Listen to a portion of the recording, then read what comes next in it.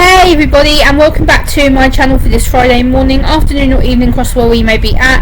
I hope you're all doing well, and I'm sorry if you hear the fan noise behind this video because it is a scorcher heat wave here in the UK again, and there's no way I'm filming this video without a fan because otherwise I'm going to be fried. So today I've got a article from ITV, which is a TV network here in the UK, and a breakfast TV program called This Morning, and they interviewed a father called James Hunt, who is the father of two non-verbal autistic boys, and he's recently released a book called Love Needs No Words, and his children are called Jude and Tommy. Jude is 18 and Tommy is 15, and as an autistic neurodivergent woman I thought I would talk through the episode. I will link it in the video description down below if you want to watch it for your own information and research.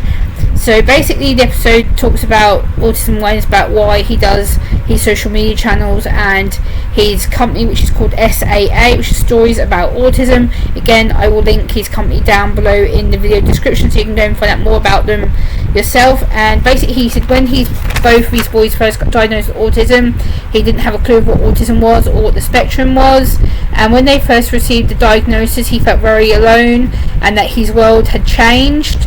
Then he said once he got used to the diagnosis and he realised it was a positive thing, that the label helps you to understand themselves and helps to get the right support. And sometimes in the past he's had people staring at him when his son has laid down on the floor in the supermarket.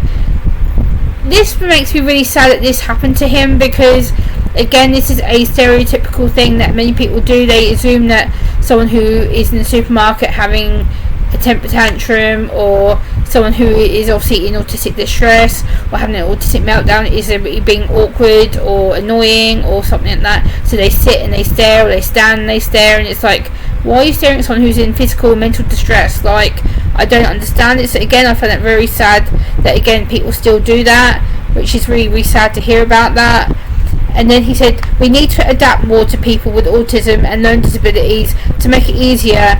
It's about counting the small everyday milestones, and I totally agree. Again, for him obviously it's different. I'm a fully verbal high functioning autistic female, so for him he deals with non-verbal autistic boys, so he has a lot different to deal with than what I do. But again, autism is so similar, it's the same spectrum but different in many parts. I think him having to deal with small everyday milestones such as being able to go out for pizza with his boys, or being able to go to a supermarket with his boys, or being able to go out in general is a really small, big, massive milestone for them.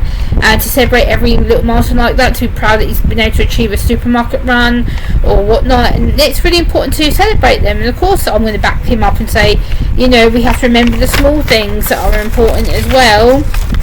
And that he talks about comparing yourselves to other families or other autistic people, and again this is so true, because comparison is something that we all tend to do. We all tend to look towards the perfect autistic person or the perfect family who have it all figured out, and sadly no one does have the perfect family or the perfect autistic person or the perfect situation. It doesn't exist. The perfect situation just does not exist. Each autistic person or each family with an autistic loved one functions differently. They run differently. They have different coping strategies, which again he talks about. Again he talks about, you know, opening his shop, Stories About Autism, and employing people with learning disabilities and autism to be staff in his shop. Again he is showing a massive step forward of appreciation, respect, inclusion, diversity, which is a really good thing, because again a lot of employers sadly in the UK alone do not really employ people with disabilities or people with autism. And as someone who has job searched in the past and has got nowhere, it really frustrates me that we still are lacking employment opportunities. But again, I am happy that he has taken some staff on with disabilities to prove that people with disabilities do deserve the chance to work and be part of a team, learn team working skills and life skills and communication skills, and being able to be successful in an everyday employment situation. And then he said about that, you know, nobody seemed to really understand about the fact that autistic people can be empathetic and sympathetic and can really understand people who are going through a bad situation or a tough circumstance, and we're not just all people who don't care or rude or are blunt. And I really appreciated that, because again, not all autistic people are the same. I know some non-verbal, some people who are limited with their verbal communication will struggle to read the social situation or struggle to read a bit of empathy, but again, not all of us struggle to read empathy. Some of us are really too much empathetic and are too sympathetic, and that can cause us long-term problems with friendships or being misreading people. That could potentially cause an upsetting situation or a lack of trust, which I can understand. And then again, it just depends on where we are in general. And the reason he said he wants to talk about autism in this morning show is because he's been on there before. It's about to get the awareness and the appreciation of autism spectrum conditions and learning disabilities appreciated. And I totally agree with that, again, because again, a lot of us are people who are different. We are neurodiverse with other issues. It can be anxiety disorders, mental health disorders, and again, he's taking the chance to put autism in a positive light and a positive spin, which again I really do appreciate, because it's something that not often a lot of people talk about in a positive mindset. And I'm glad that he said, yes, there may be struggles or challenges that we deal with, but again, overall, autism is a positive thing. It is something to be celebrated and achieved, and I'm really thankful he actually spoke with such positive language and positive enthusiasm and high enthusiasm. He was very much about, this is what we do, this is how we help people, this is how we adjust, this is what we do to support them. And I loved every minute of the interview. It was great. Yes, it was only like a 10-minute interview in general, but the language they used and the respect they had for him to talk, and the fact that they let him show clips of his children to show how people with autism are different, and how just the little small wins every day can mean a massive milestone for him.